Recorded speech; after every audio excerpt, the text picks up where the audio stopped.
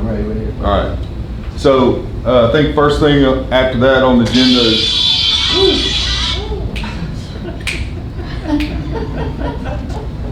is I want to give you a real quick presentation over the safety audit that we did, and I'm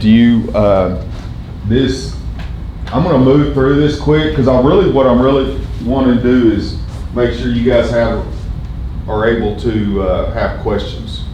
Can we go to the first slide? That one? Lots of them.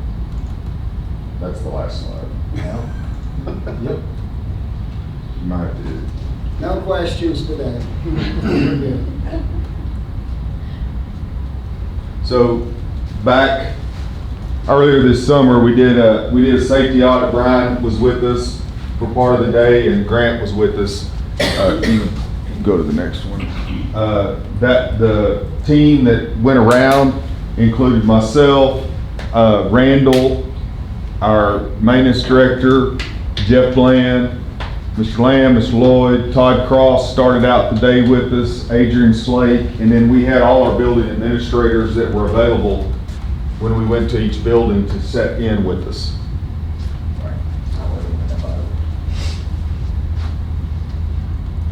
And so real brief history on what's happened in the state. In 2018, the governor created a school safety commission. If you want to read that 155-page report, it is linked into your presentation. I will not read it to you, but I do want to hit the things that the 5 categories it talked about. It was made recommendations for mental health and prevention, law enforcement, security, audits. Very touching, sorry. Sorry. That's all right. Intelligence and communication. Intelligence, communications, physical security. All right. If you'll use the enter key, it'll go without. You don't have to use your touchpad. Okay. So first thing, it talked about, these are the recommendations they gave. A lot of these some of the recommendations involved didn't have anything to do with school districts. It was aimed towards the state. But ours, so conduct school climate surveys, impose positive climate program, mental health first aid, behavioral threat assessment, establish roles for counselors, and coordinate crisis response teams. If you'll go to the next, skip on past, and then this is what we've done since then. All right. We've instituted the high reliability school survey to determine school climate. Anti-bullying and social emotional learning programs have been implemented throughout the district. Counselors and SROs have completed, the state came out of who had to do mental health first aid. It was counselors and SROs, and all of our counselors and SROs have done it. I think we have one counselor that was recently hired that has to do it here is in the next month. She'll have it completed. We have our behavioral threat assessment team, and that varies with membership depending on the location of the child. It doesn't make any sense that if we're dealing with a middle school student to have the north side principal on that team. So we try to base it on who we're talking about. But that varies. The Department of Ed now requires that 90% of counselors' time must be working directly with students. So we have to really manage what we put on counselors so that we don't give them managerial tasks or administrative tasks like scheduling and all the stuff that they've always done forever. We have to manage their time so they can spend 90% of their time with students. And we have a plan in place where we're doing that. The district does a crisis response plan. We put that in place anytime, or have that in place for there's a traumatic event, whether it's a death of somebody at the school. It could be a lot of different things where we will bring in extra counselors and different things to help the people at that particular location. So what that means is we've got flip charts that we put out to our staff. So in whatever situation, we have a page for that. And it gives a basic summary of what our steps are. And that can vary depending on the severity and whatever's going on, but at least we have something, a general plan for tornado, fire, shooter in the school, whatever it might be, bomb threat, there's a basic plan for how we're going to respond to that, if that makes sense. Did all teachers get a copy of that? It's in every room. It's in every room? It's on the wall. It stays with, Okay. it goes with the It's in the room. room. So if in an emergency situation, they can just grab it. Yeah. And they have it. They don't carry it with them. No, I mean, Just it's in class. on the wall. They hang on the wall usually by the door when you go in. That's a great idea. And then the district has hired a, little typo there. We've hired a mental health professional to work with students who either don't have insurance or could not otherwise see students. And what we have seen with that is an overload of cases. Like, she has way more cases than probably she could ever see, but she manages to get it done. But that we used our ESSER funds to fund that position. We are in the process of tracking if we were to bill Medicaid, if the billing of Medicaid could eventually pay for that position for us to keep it once our ESSER money runs out and all. And we house that position at Panther Health Month. Yes. The next section is the law enforcement and security. These are the recommendations. The armed presence on every campus and school activity, an SRO on every campus when financially practicable, an MOU with PD. Apparently, we've always had that with our SRO program. We've had a memorandum of understanding with the department here, but apparently statewide that was not the case. And so defining roles of SROs was really an important part of what they were trying to do. They also created specialized training for SROs, a CSSO programs, Certified Security School Officer. It allowed us, if we wanted to hire people, put them through the CSSO program. They're not with the PD, but they could work through us as that. We could put them in the buildings. Security strategies that layer and build redundancy and allow districts to develop. Districts now can also develop their own police force if they wanted to. What we've done since then is we have 5 SROs. We have 2 at the high school. One of those also covers Main Street, spends half his time at Main Street. We have 1 full-time here at the middle school. We have 1 that covers South Side and North Side, and then 1 at Intermediate and Allen that splits their time there. And that is through, you can go ahead and go to the next slide. You can see that all major extracurricular activity events, we also hire SROs to work. So a lot of people may not realize this, so our SROs work the regular school day. If we want them to work an event, then we pay 100% of their salary for working that event. So, and it's an hourly rate that gets figured based on their pay, and we turn the hours in to the city, or they turn their hours in through the city, and the city bills us, and we have to, then we reverse turn and cut them a check and pay for not only their salary, but benefits and things that go along with it. And so we cover that depending on what event it is. So it's built into our athletic budget. If it's athletic events, if it's graduation, all funnels back to what they're covering. Questions on SROs?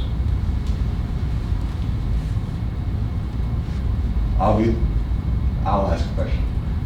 Have we talked to the city about putting one at every campus? Yes, we have talked about it. That is in discussions, but there's considerations there. One is the salary and financial side for both school district and city. The second one is startup costs, because it's not only just the salary of the officer, but if they're adding a new officer, they're going to supply that officer with all the equipment and a car, and training, and so there's about It's an $80,000 upfront startup cost, not counts salary benefits. So we have had those conversations, but then another consideration is actually hiring personnel. Because we have in the past, we have never gone without SROs for very long, or a position for very long. But we have, because there's somewhat lack of interest on the police officer side to serving as a school resource officer. Some of them greatly enjoy it and they wouldn't do anything else. But your average police officer doesn't go into that line of work to get hugs from kindergartners all day. And so if we put one dedicated to Northside, you know, hopefully 100% of his time is going to be just socializing with 5-year-olds. And hopefully he doesn't ever have any major issue that he has to deal with. But that 0.10 whatever percent, them waiting for that and anticipating that is tough for them. So that's another issue that we've had to consider.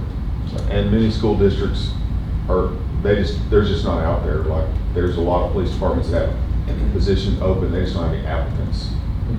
Much less for just a regular patrol officer. We've got a lot of departments that just don't have officers. So it's, every industry, as y'all know, are looking for people. So if you were to hire one directly, would that fall under like a security or? The CCSSO is a program that we could hire somebody that would be armed and they would go through training. We have avoided that up to this point. I would not speak for our police department, but I'm honestly not sure how they would feel about that. We have had conversations about arming teachers and putting them through the program, and I don't know how they feel about that either. I think they would like to know if there was a serious situation that the only people that had guns was the bad guy and the police officers. Because those are easy to identify normally. But we have had, there are some districts, Clarksville School District hires quite a few across the district. Some districts have started their own police force. And that's an expense. Right now we're sharing an expense with the city. And that's worked for us. But hiring our own police force, that takes on a whole different set of problems and challenges, I think. But that is still a conversation or still a thought about hiring some security officers that will be on security. And if you all tell me that that's the direction we want to go, then we'll look further into that. We've been pursuing trying to add an SRO, maybe one a year for a couple of years. But that's probably not going to start this year because another challenge is our budgets are on different fiscal years. So the city has a budget that goes January 1 to December 31st, and ours goes June 1 to July. So they're right in the middle of their budget year, and we just started our budget year. That presents some challenges with our MOU as far as payment. Our police chief, though, I will say, he is very much in favor Absolutely. of wanting to provide that. It's going to come down to, and I will tell you, our cost this year is going to go up significantly. You'll get that at the board meeting next week when I present our MOU for approval. Because that 3 of our SROs got promoted. And when you get promoted, you get a raise, and therefore our cost goes up too, which causes the benefits to go up. And so we have some costs going up. Does anybody have any other questions about SROs? How do they share the ones that share buildings? Is it basically morning and then afternoon? Or It's on them. Work through, okay. It's on them to work through, and the plan is to actually not be predictable. Right. So they vary it so that nobody really knows except maybe the principal when they're going to be there, when they're not going to be there. So if somebody was planning something, they couldn't plan it based on somebody's schedule. You know. So the media's been promoting Springdale with the CSSOs. Mm-hmm. The reason they had to go that direction is they were 26 SROs short this year. They lost a massive amount of SROs. And that's the reason they had to do something. And so that's the direction that they went. And so they were able to get people who were, my understanding is they took retired veterans, they took retired police officers who were still looking for a little work, and they put them through the training, and they're gonna put them out there. But that was their last option. They didn't have another option. Was that through the district or through? The district does it, but the training is through the Criminal Justice Institute there out of the University of Arkansas. So you would have to send people to training there, but then the district has to take that expense. So a lot of those, my understanding after talking to Mr. Donnell, that's over that there in Springdale, was the pay they set up is not near like being a pay of a police officer. That's why they targeted the retired folks, because they've already had their retirement benefits. They didn't have to have that full salary. Because it's not full-time. Well, it's full-time. I think they're doing it full-time from like school day, but they don't work if it's not school day. Like if school's out, those people don't work.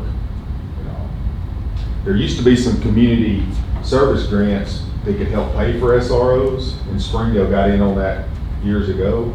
But part of that process is they had to commit, those officers also had to do community service events that weren't necessarily tied to the school. So they were there most of the time, but then they would get pulled out to go work a festival or something. And also, there's been some other ways, but those grants ran out, and they didn't get renewed. The grants didn't get renewed. I won't go down that whole rabbit hole that my mind does, but someday I'd like to talk to you about just SROs, I think are always better. But on the other side, how do they keep, responsibility, is it the school's responsibility for their? We have that in the MOU, tells what they're responsible for and what we do, and what we don't ask them to do versus what we can ask them to do.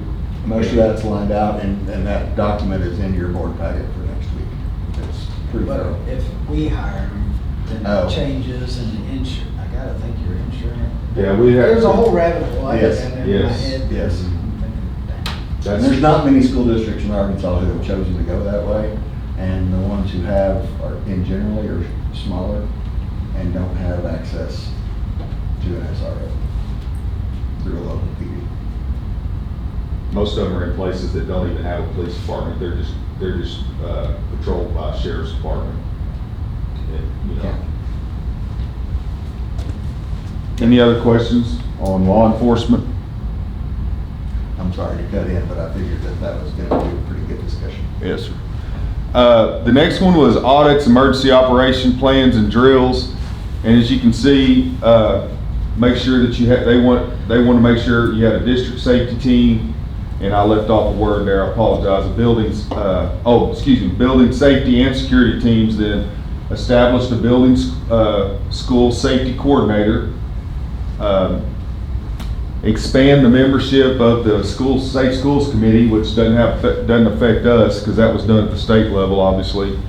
Modify our fire drills to include evaluation for evacuating. That comes mostly out of Jonesboro years and years ago, where you pull a fire alarm, everybody runs out, and then somebody could be out there waiting on them.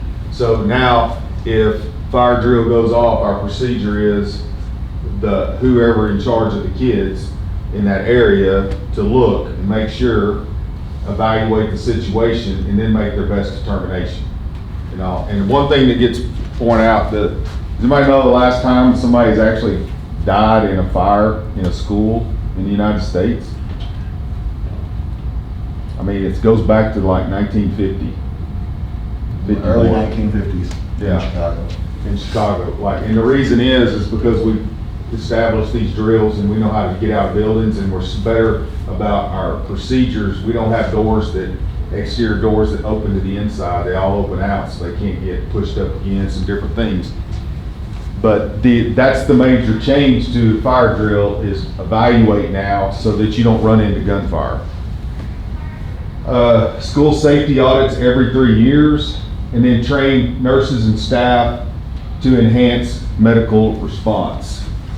All right, and what we've done since this came out is go ahead, is that we have developed a district and building safety team, district and building level safety teams. Each building has a safety coordinator that is, I'm pretty positive 100% on our campuses is our assistant principals. We've changed the fire drill. We do regular safety audits. Another thing that we've instituted is SRO do multiple safety assessments per week. So they just walk the campus, open doors, find out if we're leaving doors open, because one of the things that we've learned is we should have all interior doors locked, closed and locked when we are, have students available. So if something happens in that hallway, somebody just can't walk in.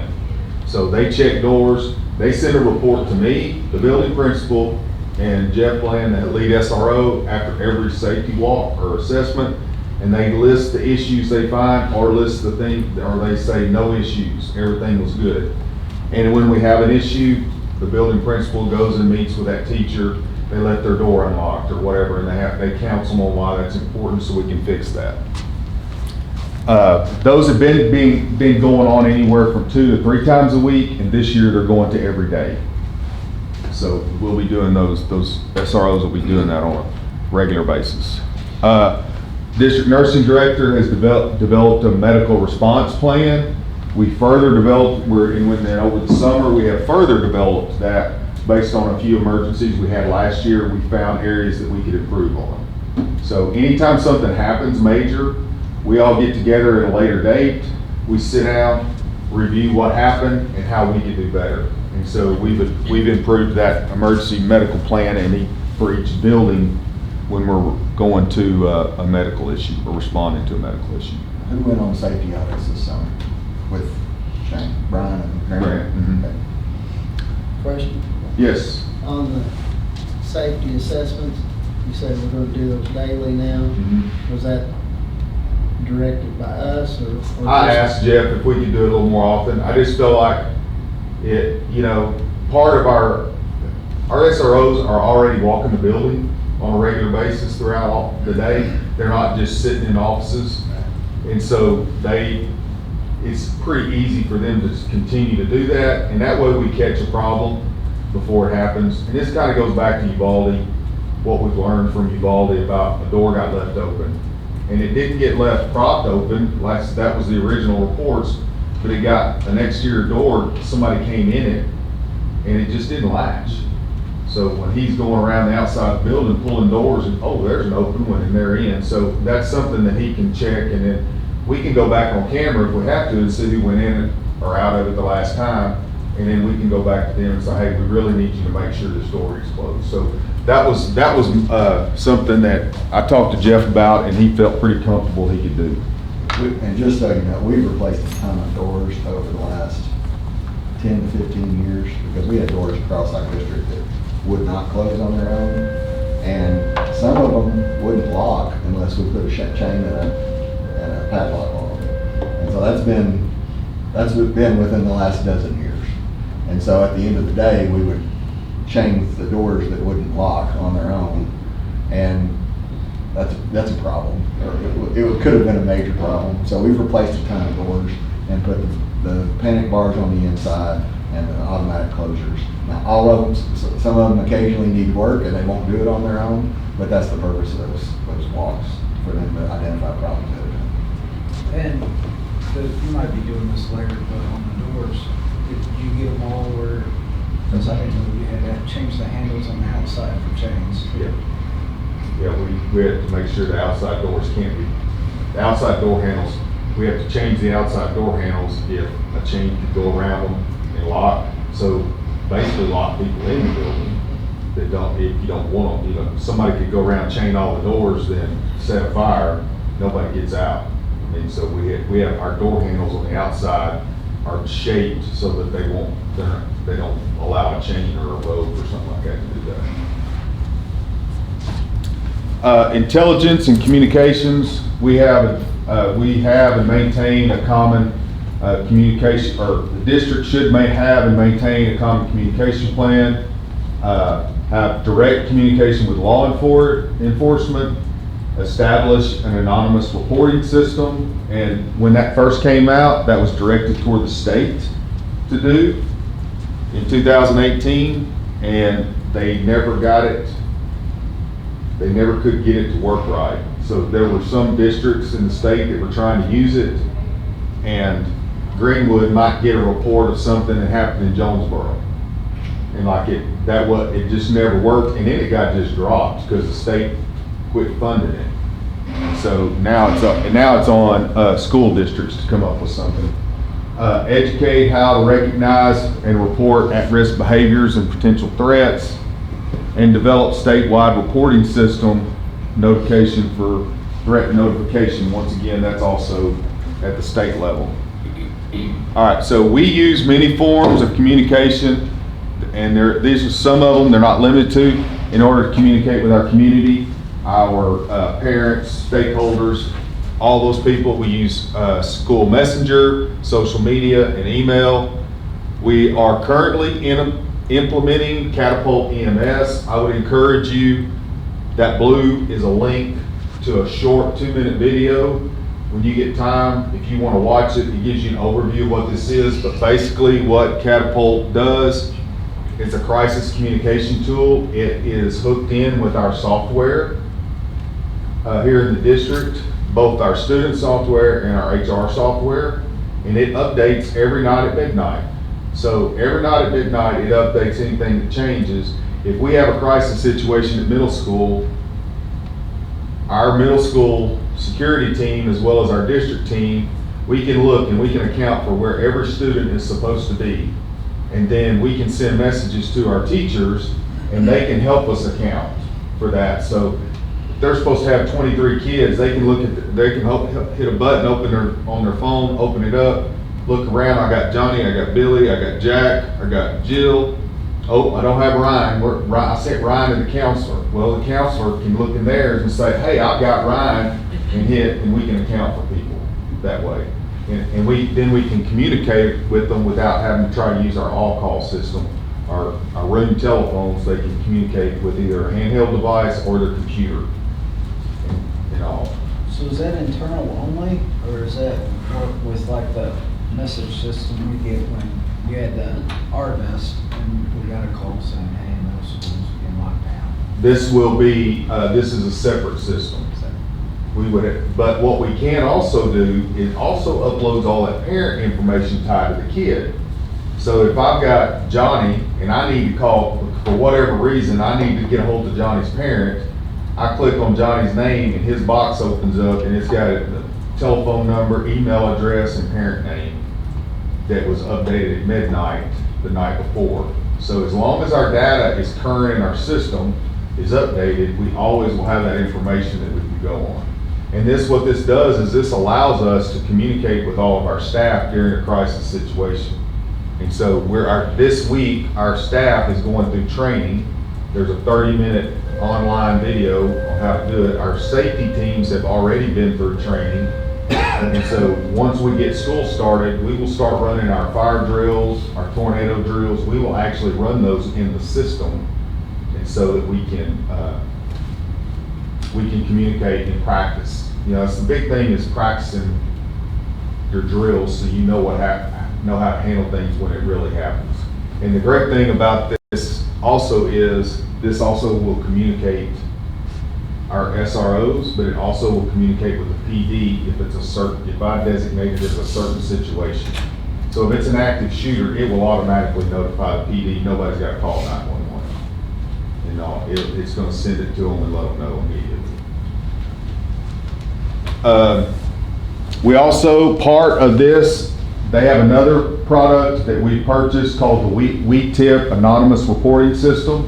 We hope to have it up running by next week. And basically, it's anybody in our community. They can either call in, they can email in, they can scan a QR code and fill out a form. There's several ways, but anybody can communicate with us if they know something's going to happen. And it can be, I'm getting picked on at school, to my brother said he's coming to shoot the school up next week. I mean, it can be anything. And it doesn't have to be a student or a parent, it's community-wide. So we're gonna publicize this. Once it's all set and we're rolling, we'll start pushing out information on how community members can let us know. Because the number one thing to stop something is to know about it before it happens. So anytime we know about something, and there's certain categories, because this runs 24/7, if it's outside of school hours, we get a notification to the hotline. The hotline will send us, they'll call me, 2 o'clock in the morning, they have a list of people to call. They're gonna start with me. So they have, somebody puts in, my brother's coming with a gun in the morning. Hey Shane, this is the hotline, we have this information. And then I either have to say, okay, I'll resolve it. And if I resolve it, it stops there. But if I don't, or I don't answer my phone, it goes to number 2. And we've got like 10 people on that list that it goes down until it gets in touch with somebody. I'm gonna run a test at 2 in the morning. Please don't. You know. Just verifying. Physical security, the state wanted everybody to develop wanted the state to develop a safety initiative for school buses.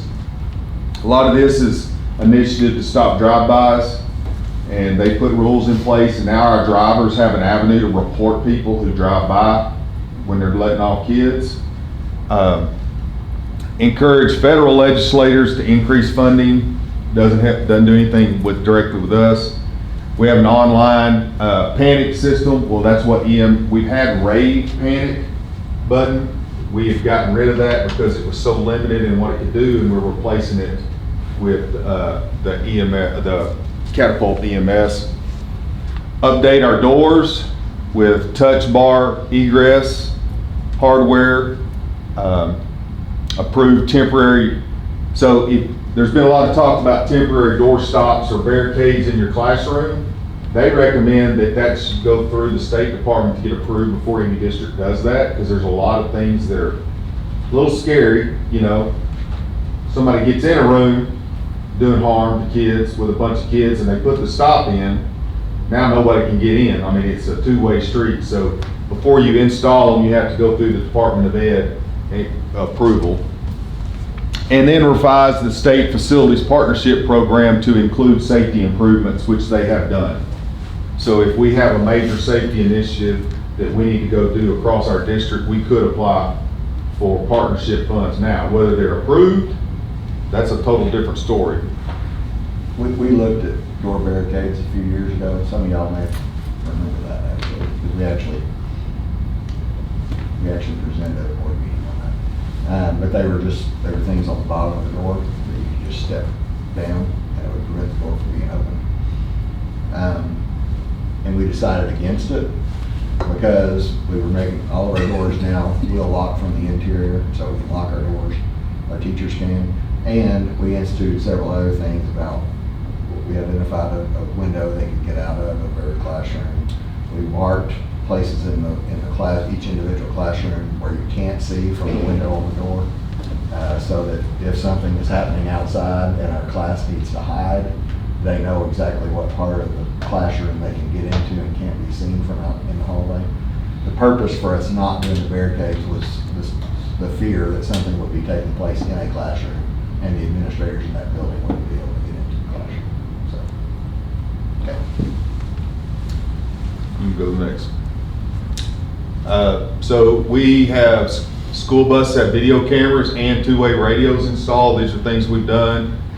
We had, like I said earlier, we've changed out to Catapult now, and all doors have been updated with hardware. And that hardware, like he talked about, those door handles right there. Those are installed now. I think because this is not a classroom, it's got a different setup, but that style of door handle, they have push buttons on the inside on our classrooms, so when the door shuts, the teacher can lock it from the inside. That way nobody can get in, and it's pretty hard. And he mentioned every classroom in our district has tape on the ceiling that marks where that line of sight. So if somebody's trying to look in the window, if I get on this side of that tape on that ceiling, they can't see me. So we have that for every classroom throughout the district. These are things we've gone above and beyond. All campuses have a single point of access for visitors. We don't let people just enter the building at random locations. We have electronic door access that has been installed, so we have done this and then continually are taking up master keys away, because these get us, our badges can be set to get us in any door in the building that we need. Well, any door we want people to come in. I don't want everybody to be able to come in every door. Because of that whole deal at Uvalde, somebody goes into a door and it doesn't shut behind them, that's more doors we gotta pay attention to. So, but we have electronic door access where people can get in, and we can, another really important deal is this is recorded forever. So if I swipe this to come in a school and then something happens, I can go back and look who accessed it, who got in there. All our visitors are required to present an ID and be cleared through hall pass system before leaving the office area. Now I want to clarify that. If you're coming to the school to check a child out, we're going to check your ID to make sure you're on that list. We may not run you through hall pass, but anybody that comes into the building that is going to leave the office and go into the building, we scan their ID, and hall pass runs a real quick. It's not an FBI, it's not a state, but it's a quick background check and see if something flags that comes up that we shouldn't let them in the building.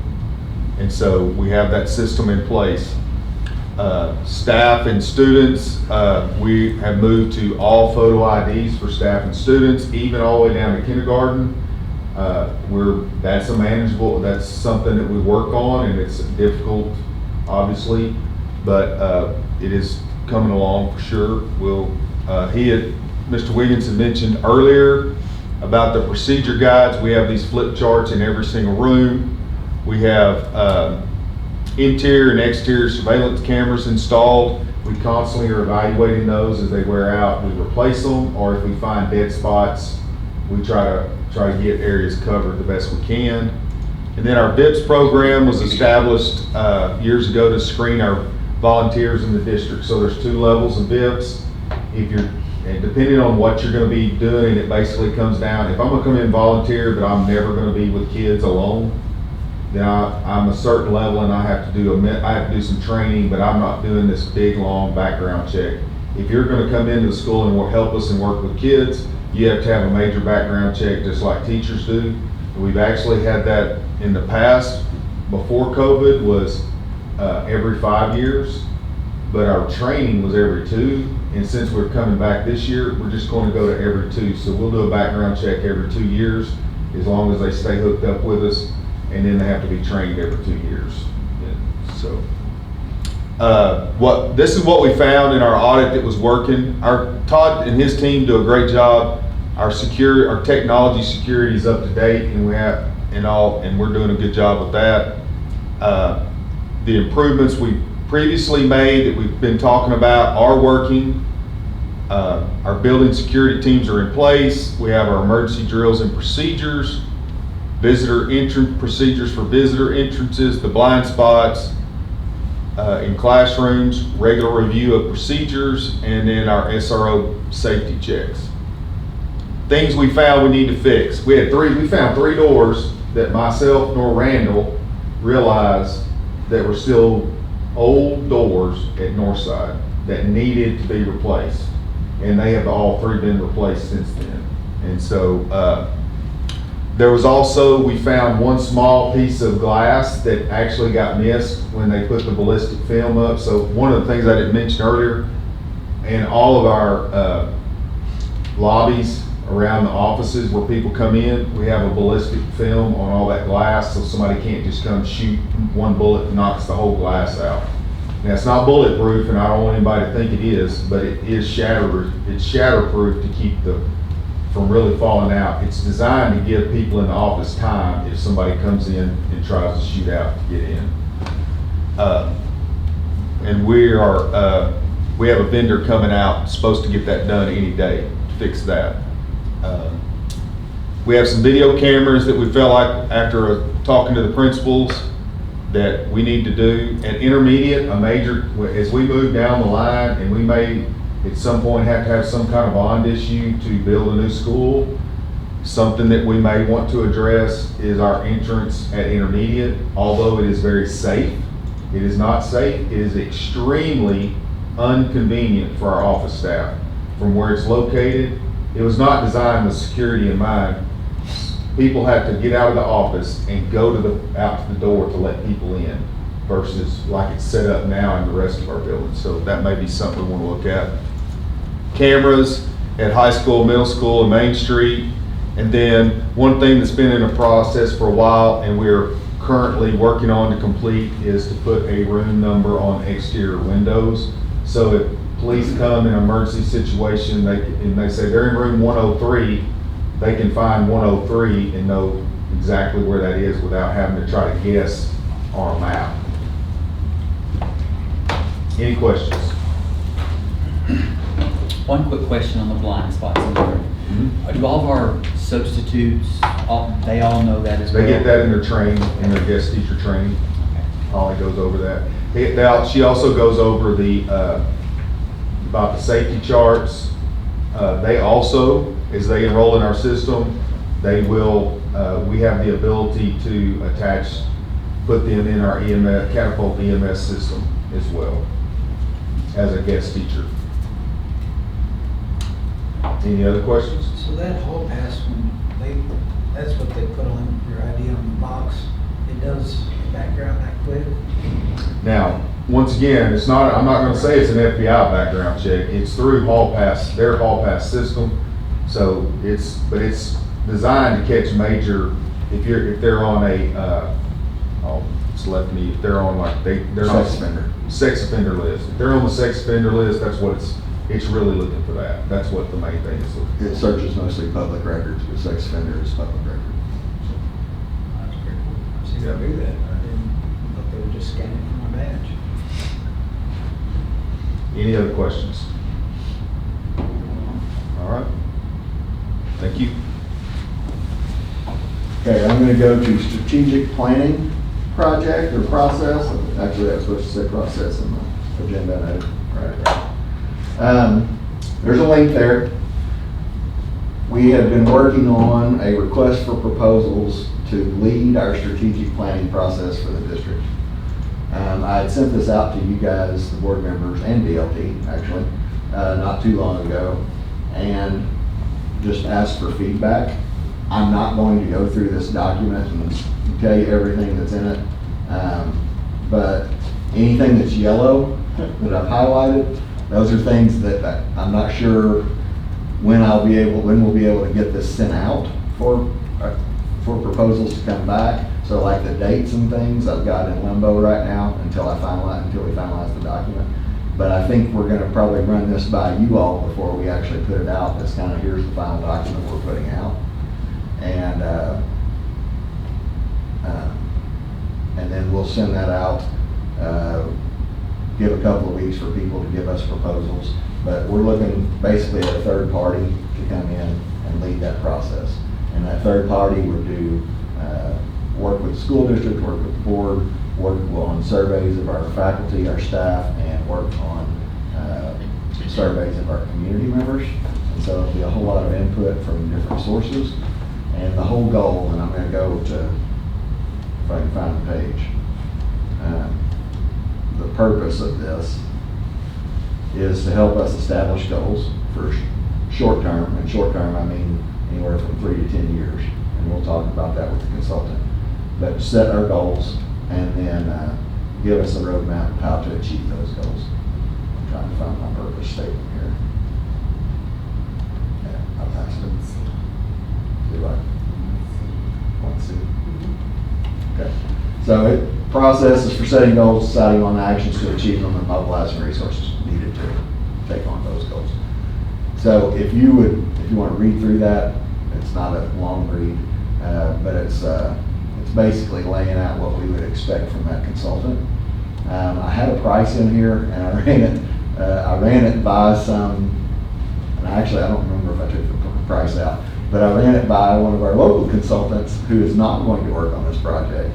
But Chuck Hyde does work like this, and he suggested that there's pros and cons to putting a a maximum price in it. So if you put a maximum price in it, then everybody knows that they can charge it that much. He said if you don't put a maximum price in it, then you might get a wide variety. But I do want to know a price before we go down the road too far. But I've talked to Terry about setting aside some money in this year's budget for this process. And I don't know how long this process will last, as far as before we actually get that plan. But that'll be in conjunction with that consultant to determine how long they need to do the work with us to get to the point where that plan's viable. One thing that is important for me is that the plan be concise with a few big goals. We can have some underlying goals under those big ones, but a few big goals. It be concise where anybody can get through it pretty quickly and know what it means. And then for it to have an evaluation tool that is easy to use. And my goal would be, as we go through the next 5 years, if it's a 5-year plan, that we would report to you all based on, here's the evaluation tool for our strategic plan, this is where we're at, if that makes sense. And we did if you all remember, we did a strategic plan probably 7 or 8 years ago. Would that be a good estimate? With Mr. Amy leading that, the Soderquist Center, or Milestone is now, Milestone now. Soderquist Center led that process with us, and it was done out at JDU, and that was a good document for us. It was a good plan for us, and we actually accomplished most of that strategic plan. And the idea was we would revisit it every 5 years. That came up about the time that we had a change in superintendent and COVID hit and everything else. So we're revisiting this now. Drawing our community in is going to be big as we go forward. And so that's why it's huge that we got open houses that are open again. We got a CTE advisory council that's meeting tomorrow that we're bringing in lots of people. And then we need to get some feedback from an outside source here that's working with us to plan. Any questions on that? If you all want to provide, I think I've shared this with you guys so that the board at least, actually DLT too, so that you can type comments. You can just click somewhere. If you got a question, you can type a comment on it or a question, and it'll come to me and say, Audra has a comment on this document or a question. And then I can go in and see what it is and I can respond to you, okay? If you all want to provide me some feedback, I would love to have that. I had to put in a request for the document. So Okay, it's like anybody else have to put in a immediate- request? I did too, yeah. Not a biggie, just so you know.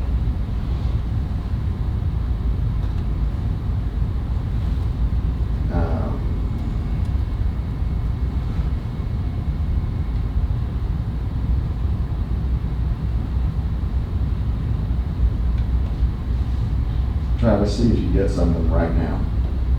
That's resharing that with you.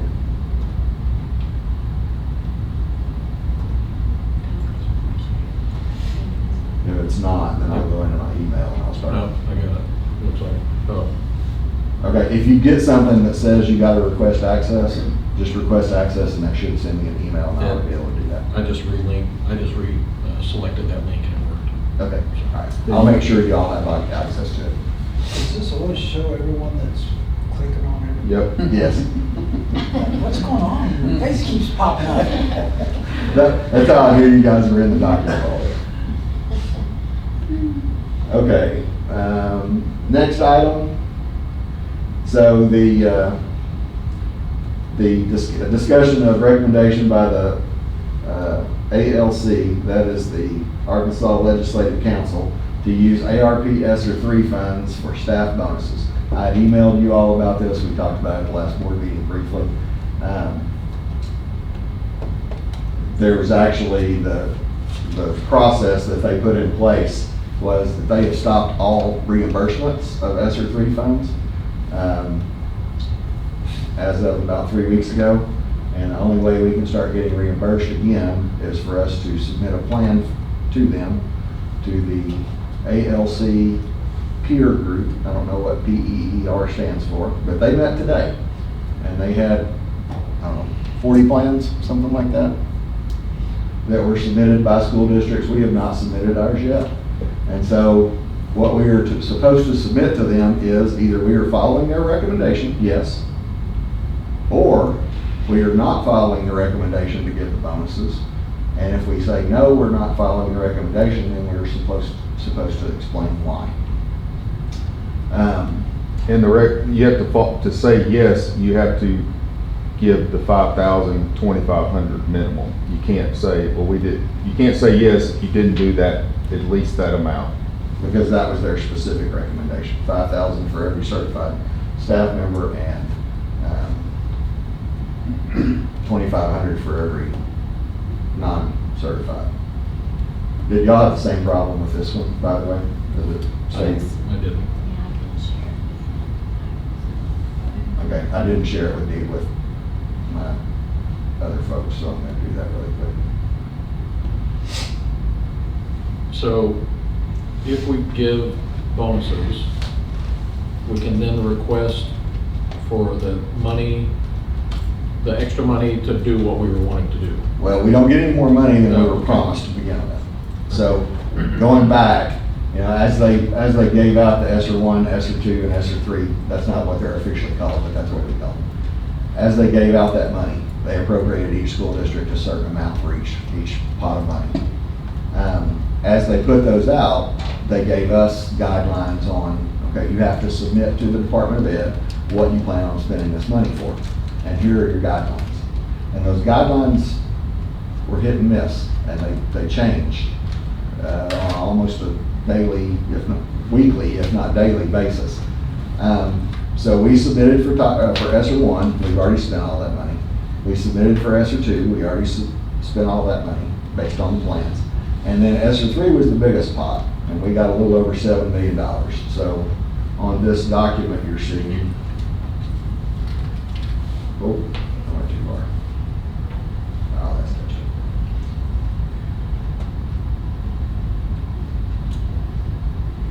Well, right below that second, here, I can get this one.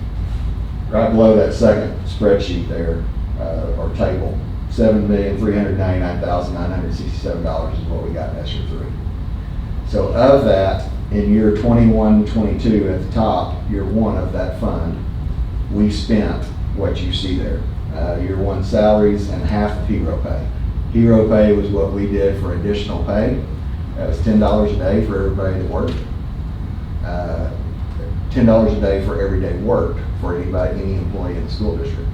So when that says half of hero pay for 21, 22, that took care of June through December, if I'm not mistaken. now, it took care of January through June. Actually, and it was of 21, 22.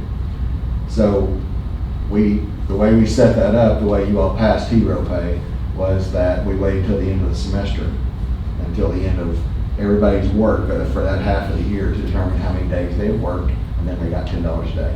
So for example, we just gave hero pay out of this year's money for the last half of last year. And so in 21, 22, that half hero pay for 21, 22, that was actually, yeah, you're right, actually. That was the first part of the year, and then the second part of the year comes down here at the bottom under future costs. We just spent that in August. So that's one full year of hero pay split between those two things. We actually gave hero pay the year before as well, but that was before ESSER 3. So we spent that out of ESSER 2 money. The hero pay cost us about $1.4 million total for a year. So currently we have given out $2.8 million in hero pay over the last 2 years at a rate of $10 a day for every day that anybody worked. All right, so when we start talking about bonuses, we could not give bonuses according to the rules that we were given out of ESSER 1, ESSER 2, or ESSER 3. They told us that was a no-no. But we felt that it was important for our staff to get something out of this pot of money for the additional duties and the risks they were taking by coming to work every day during COVID. And so that's where we came up with the hero pay. Now, in effect, was it a bonus? Maybe. It was additional pay for things that they were already doing. They were already here for that time. They didn't do extra work They might have had extra responsibilities for the time they were here. So that was our way of getting around the fact that we couldn't give bonuses, but rewarding our staff for what they were doing during those 2 years of COVID, okay? So now that the legislature has put this out there that we should be able to give $5,000, they've come back out and said, okay, well, if you've given some money already, well, that counts. So we could go back and say that amount of money we've already kind of applied to bonuses, even though we didn't give it as a bonus because we were told we could. That's a long way around to say that we've given our staff some money out of these 3 pots, and not a small amount, a pretty significant amount of money. At the bottom, you'll see future costs, the half hero pay for the second half of last year we just paid. New HVAC equipment at about $50,000 we've already ordered. We ordered it 10 months ago. 10 months ago. We're still waiting on it. And so even though we ordered it last year, it hadn't been paid for yet. And so when it comes in, the plan is to pay it out of here. Buses, we've ordered 3 buses out of this money because we were told we could. When did we order those? 2 of them 2 years ago. I got word yesterday, They're here. they're at Springdale, having, at that trucking company, getting the prep work, like running the first run of diesel, and running through all that stuff, so we should have them in the next week. But we've had 6 on order, and it'll be another year before we get 2 more probably. I was gonna say, we just ordered. Yes, Some of those. And some of those, we've actually got 6 on order right now, and we were gonna pay for 3 of them out of ESSER funds and 3 out of district funds. The virtual academy space at the admin building. So at the admin building, we have one end that's all office space, and then at the other end, we have a big boardroom, and it's surrounded by some small classrooms where our virtual teachers are gonna go, and that's where our virtual academy will be housed. We did that. I mean, virtual academy kind of came out of COVID. At least it was sped up because of COVID. So we attributed that additional space cost to the ESSER 3 fund. That's about $1 million. We don't know exactly yet because it's out for bid. We can't change those plans now because it's out for bid, and we've been working on them for 2 years. I'm saying all of that to say that those 2 things that are ordered and the item that is out for bid right now, we've actually obligated that money out of ESSER 3, but we haven't spent it. I'll come back to that in a second. And then the year 2 salaries. These salaries are for academic interventionists and behavior interventionists that we hired across the district to help close the learning gap. And in our submission of ESSER 3 plan, we had to guarantee or show that 20% of that $7 million that we were given was going toward learning loss. And our solution for most of that, some of it was curriculum materials, but most of it was people. It was additional staff that we hired for academic interventions or behavior interventions. We paid that last year, so at the very top where it says salaries and half of hero pay, year 1 salaries were those interventionists last year. We are currently under contract for all those same people this year. So that's another 700,000.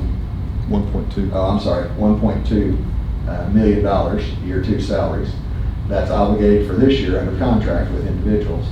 And then we had planned on doing that for a 3rd year starting next August for 23-24. Now, at the very bottom, you'll notice that all of those things that we've either paid for or gotten obligated to ends up about $600,000 more than we were given. So our projection right now, if everything worked out exactly like this was planned, we would be $600,000 in the hole on our ESSER 3 fund. Now we'll make some adjustments to make sure that doesn't happen. But to give the bonus, that's the bottom part, to give the bonus as they specified would cost us almost $3 million. So to be able to do that, we would have to come back up here, and some of these things that we haven't actually paid for yet, the $1 million out of the building, The 350,000 for buses and HVAC, that's $1.4 million. We could pull that back and say the district's gonna take on that responsibility. We're gonna have to pay for them.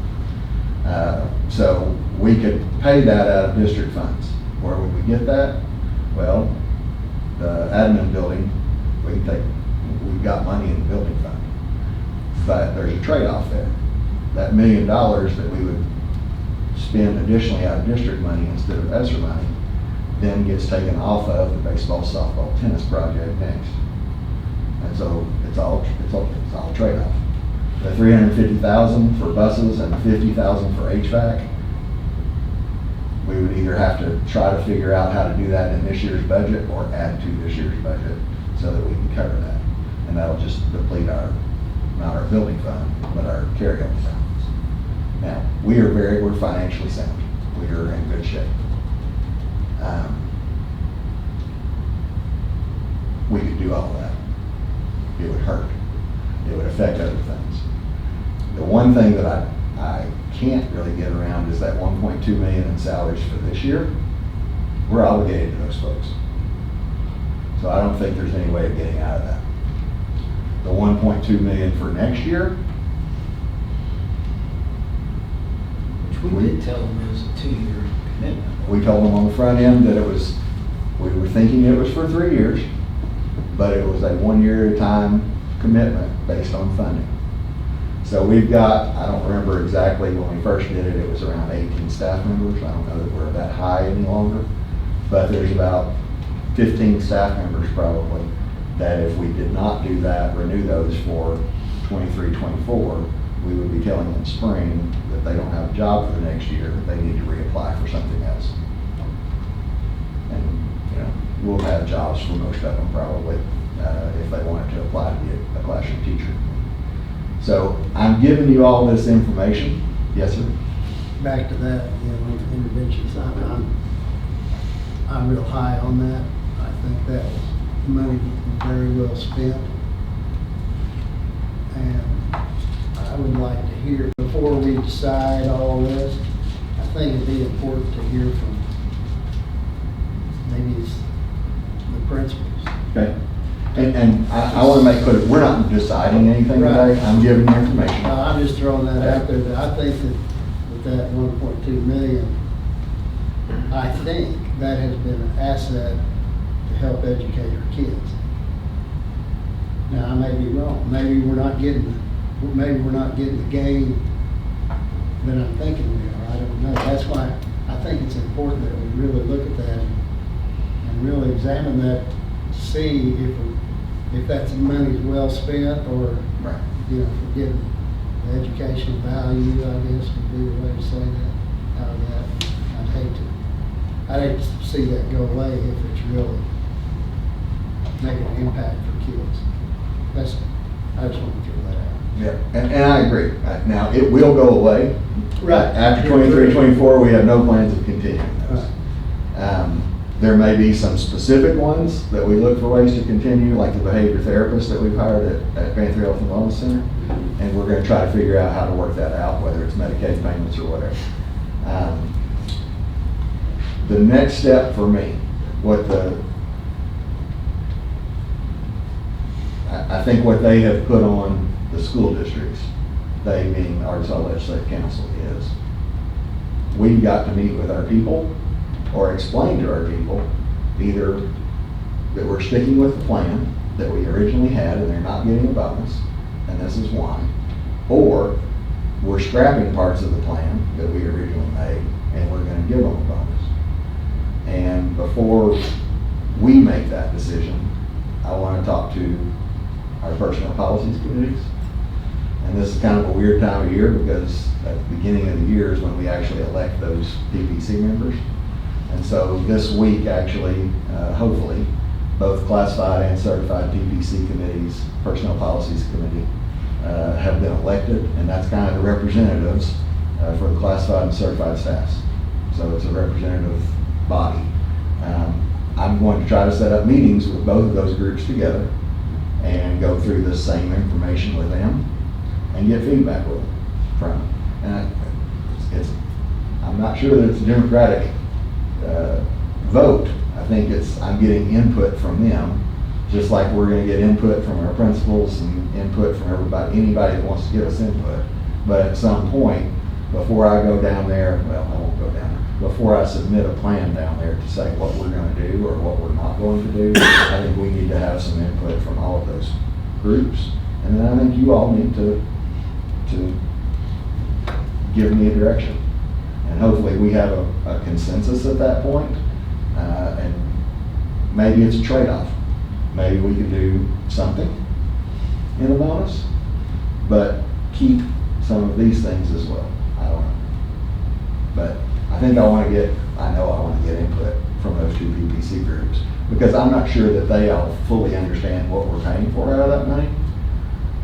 Even though it's been on the website forever, and we went through all that process on the front end, whether our teachers actually know what's in this plan and what we're spending it for, I don't know. But they need to, and then they need to be with us when we're weighing this versus this, if that makes sense. I'll just say it, I mean, this is our government at its worst, because we're in a no-win situation. Absolutely. Not everyone's gonna value that the same. Right. We wanted, all of us want to get teachers the bonus, but I'm not, well, I know from talking, a lot of them don't realize the hero pay was part of that as well, or remember, and some do, and Right. it's just a no-win situation, and I know they've been talking about it being illegal of them coming back. Is that done? Is that debate over? According to what I've heard, the legislators are not worried about it being, about the feds pulling any money back. We have been cautioned to school districts to be a little bit concerned about that and still not use the word bonus. I don't know that the Department of Education has changed their message, that bonuses are going to be frowned upon. So if we were going to do something, it would still be in the form of hero pay.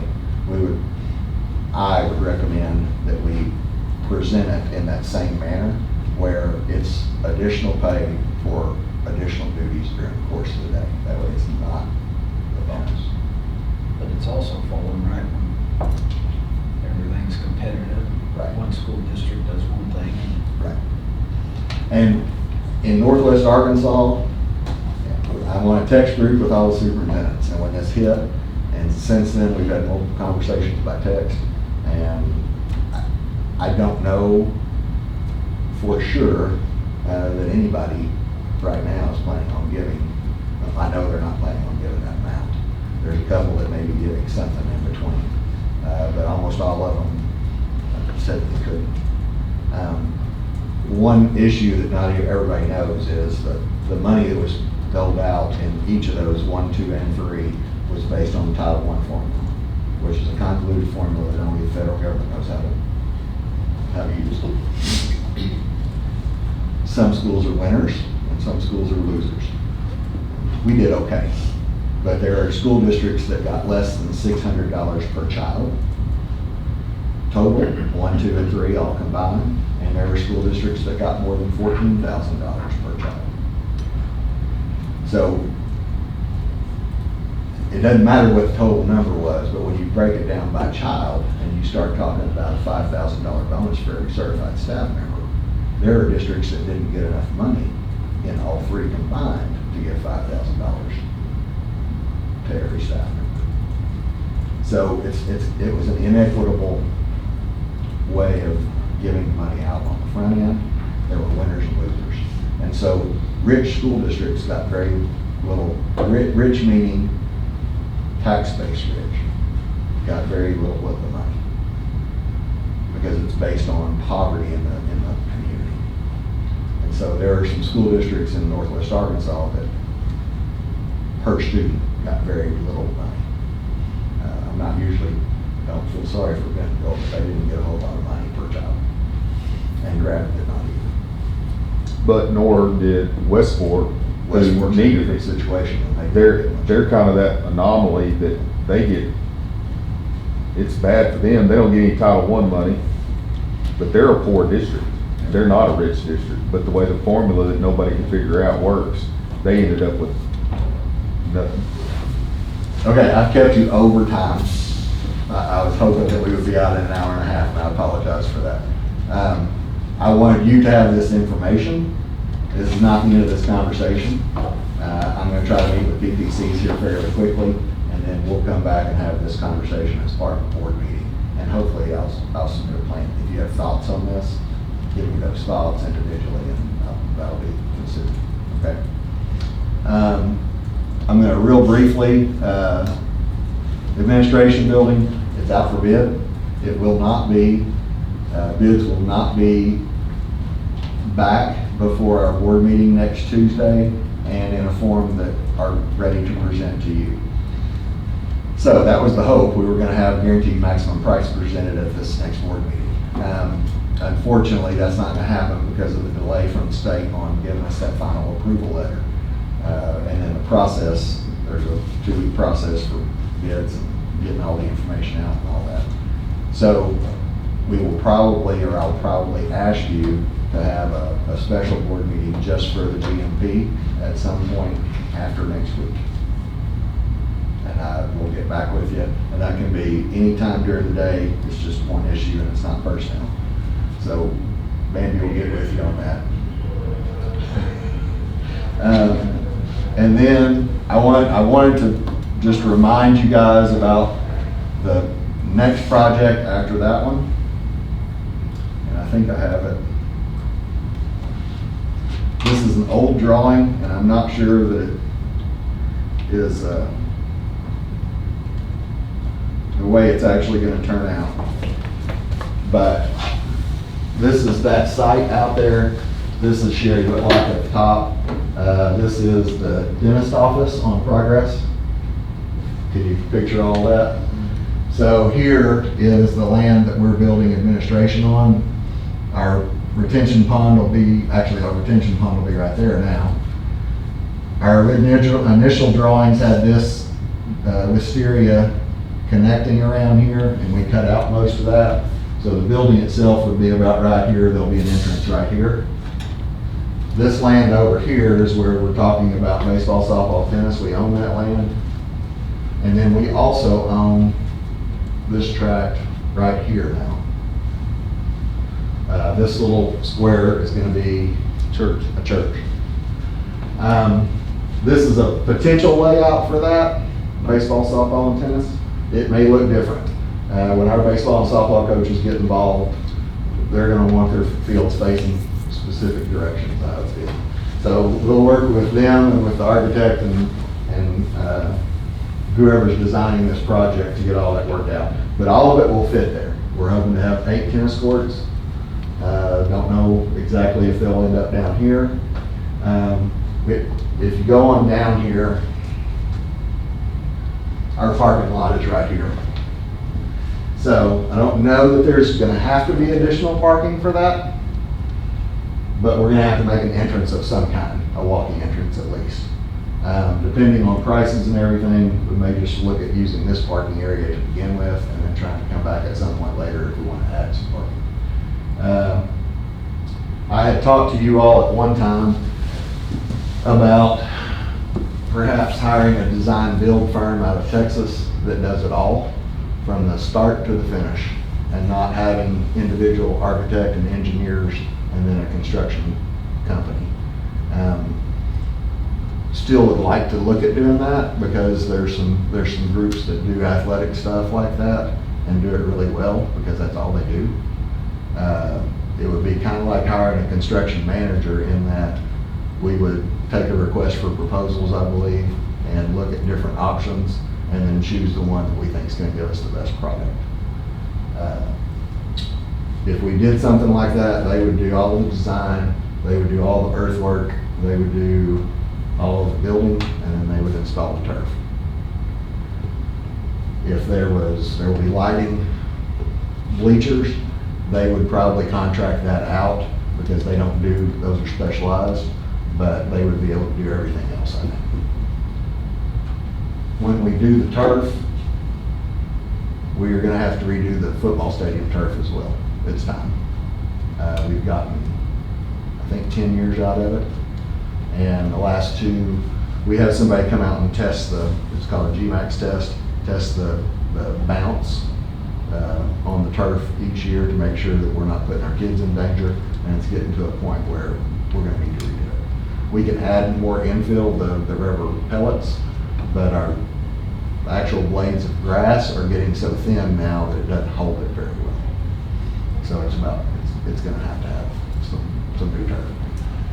Part of that process, we're gonna try to get the Public School Foundation back together to look at doing some fundraising for this project and the turf. And in conjunction with that, we'll be able to offer some advertising on both as a package kind of. And so need to get that group back together to talk about that. But I'm waiting to get final prices on the admin building before we jump into this, if that makes sense. Any questions on any of that? Can we get, I mean, does it hurt to just go ahead and get bids? See, so we can better budget? I want to know what that GMP is before we wade off into this. And bids, if we do it this way, if we do it with a design build, we won't end up taking bids. It'll be like hiring a construction manager. They'll work with us and then they'll give us a price on the back end.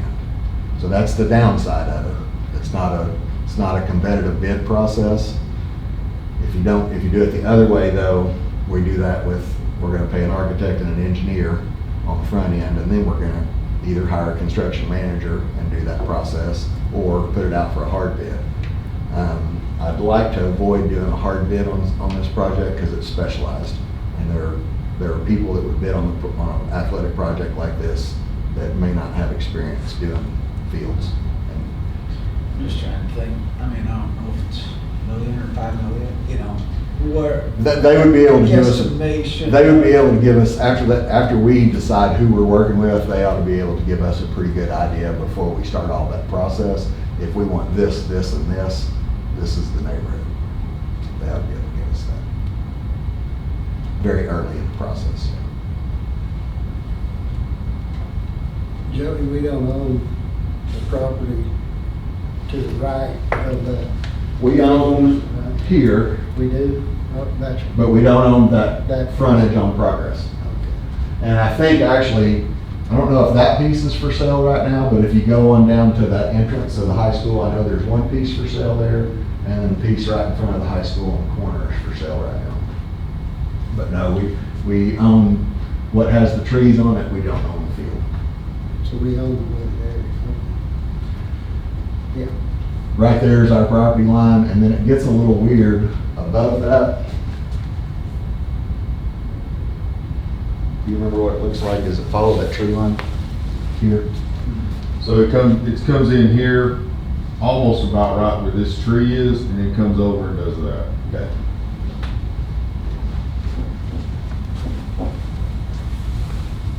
Any other questions? So, baseball, have a brand new coach.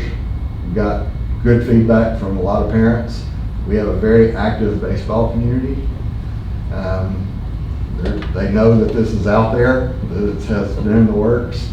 So I'm starting to get questions of when's that gonna happen. Softball, we historically have not been great in softball. We've got some really good coaches, and we're developing a little bit of talent. And so I think there's a little bit more excitement about softball than there has been in the past. And so we're starting to get the same questions from that group. Because of the complex you play at, Yeah. it'd be better. If we build it, they will come, right? Tennis, I'm hoping that the city will help us, well, help is not right. I'm hoping that we can find some ways to partner with the city on some of this project at least, because I'd like to, our city needs more tennis courts. And so if we can help provide that and provide for our school, that would be fantastic. I really want that too. I mean, I know it's been a long time coming, Yeah. All right. So, So if you have questions, I'll stay and answer questions. If you don't have questions, I've kept you over your time and I apologize for that. And you're free to go. If you have problems with your technology, call Shane. And my plan is to start sending things, if I send you something by email, I'll send it to that school email address. So write down that password and that login information. And calendar invites will do that too. Calendar invites will go to that as well. And if I send something for a while, if I send something by email, I'll try to text you as well to remind you to check your school email. How's that? And the board memo, when I send it out, it will go there as well. And I'll try to remind you guys of that. Is the board memo, is that helpful? Okay. I like it. Okay. It's just hard to see the pictures. They're real tiny. Yeah, I don't You can't know. click on them and. I don't know how to make it where they can blow up. We'll try to Maybe figure put them something on a out. different tab or something. We could do that. Or they could be there and then they could also be, because I was trying to make it. We might could do that. Get Lori, Expand it. Fern, come show you how to do it. We'll try to work on that. Maybe I'm just challenged and there's a way to make it bigger. All right, thank you guys, and we have a board meeting next Tuesday, and I guess all of you are coming to a meeting tomorrow with CTE, except Arthur. I'm not gonna be there. Okay. I have kind of the same situation you have where's it at again? with a child.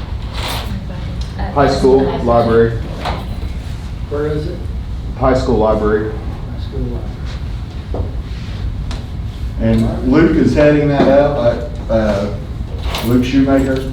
We have had, just so you know, we've had our medical professions teacher on Monday, took a job with the hospital across the street. So he's in the process of trying to find a nurse to teach medical professions for us. What's her name? Allison Carter. Allison Carter was hired by Ross White at the Department of Education over the weekend. And she taught engineering, computer science, and AP physics. So we're trying to cover, Luke's trying to cover that as well. I guess that's all for CTE. Yeah, we have had actually 2 other teachers resign this week to do something outside of education. But MedPro, Luke texted me just before we sat down. He thinks he may have somebody for that, which is good news. And we think we may have the engineering covered. We're still looking for AP physics, but if you know anybody, How's the bus drivers? we're getting close. Yeah. We have all the morning routes covered right now. We've got 4 afternoon routes we're still working on. So we had some people that could only do mornings, so we plugged them in. But I have actually gotten, I already had my CDL, but I went through all the training, or we'll finish it tonight with bus drivers, and I won't be an emergency driver, so I may have to drive the first week of school. And we have coaches in that situation too that have offered to help. Jimmy Osborne back? Do what? Until we can get some people who are in the process of getting their CDL, he's gonna drive for us a little bit for maybe a month or so. Spencer, you interested in driving the bus? No. That was pretty quick. Thank you guys, and All right. ladies. Thank you for lunch. Have a great week. Bye.